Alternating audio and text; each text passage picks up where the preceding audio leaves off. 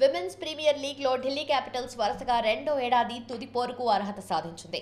Group దశలో ఆడిన 8 మ్యాచ్లలో 6 గెలిచి ఢిల్లీ 12 పాయింట్లతో టాపర్గా ఫైనల్కు చేరుకుంది.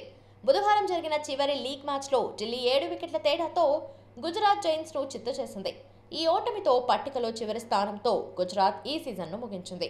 టాస్ గెలిచి ముందుగా బ్యాటింగ్కు దిగిన గుజరాత్ జైంట్స్ 20 ఓవర్లలో 9 వికెట్ల నష్టానికి 126 పరుగులే చేసింది. 36 బంతుల్లో 42 చేసిన భారతీ ఫిల్మెల్ టాప్ స్కోరర్గా నిలిచింది. ఒక దశలో జట్టు స్కోర్ 48 పరుగులకు 5 వికెట్లు కోల్పోగా భారతీ బైస్ 6వ వికెట్కు 50 బంతుల్లో 68 పరుగులు జోడించి ఆదుకున్నారు.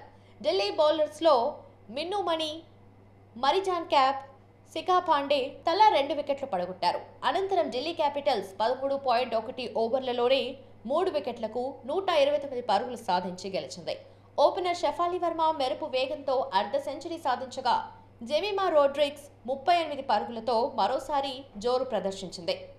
షఫాలి, జమియా 3వ వికెట్కు 55 బంతుల్లోనే 94 పరుగులు జత చేశారు.